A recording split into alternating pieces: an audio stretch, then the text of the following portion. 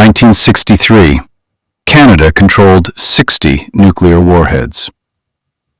For 21 years, Canada was a nuclear power, not just storing American weapons, controlling them. We had nuclear-tipped missiles aimed at Soviet bombers, nuclear depth charges on our ships, and warheads that could level Moscow in 30 minutes. And almost nobody remembers this happened. The craziest part? A Canadian Prime Minister tried to give them up, and it destroyed his career. Let's go back to 1957. Canada looks peaceful, suburban, safe. But behind the scenes, the Cold War is escalating, and the Soviet Union has just launched Sputnik, proving they can hit North America with nuclear missiles. The U.S. is panicking. Because Soviet bombers would fly over Canada to reach American cities, so Canada and America create NORAD, the North American Aerospace Defense Command, and Canada's new Prime Minister, John Diefenbaker, agrees to something massive. Canada will host nuclear weapons on Canadian soil. Not just store them, deploy them. But here's where it gets complicated. Canada deploys two types of nuclear systems. First, the Bomarc missile. These are surface-to-air missiles stationed at bases in North Bay, Ontario, and La Macaza, Quebec. Each missile carries a nuclear warhead with a 10-kiloton yield, 2/3 the power of Hiroshima. Their job? Blow up Soviet bomber formations in mid-air over Canadian territory. Second, Canada's CF-104 Starfighter jets in Europe. These aren't defensive, they're strike aircraft. Nuclear bombs attached, ready to hit Soviet targets.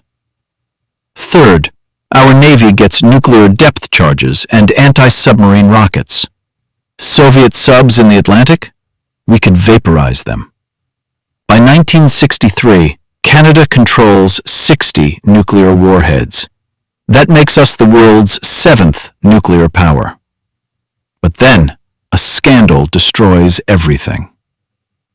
It's 1962. The Cuban Missile Crisis happens. The world is 13 days from nuclear war. America puts its forces on high alert, including the nuclear weapons in Canada. And Diefenbaker hesitates. He doesn't put Canada's military on the same alert level. Why? Because he's secretly having second thoughts about the whole nuclear program. He promised Canadians we'd have these weapons, but now he's stalling. He won't officially accept the warheads. The missiles are there, but technically unarmed. This infuriates the Americans.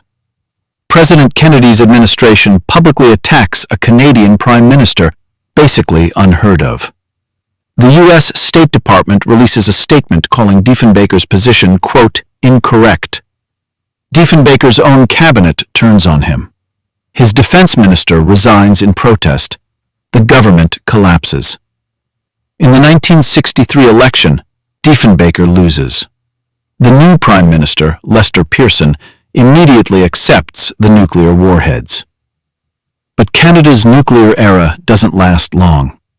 By the late 1960s, nuclear strategy is changing. ICBMs replace bombers. The Bomarc missiles become obsolete.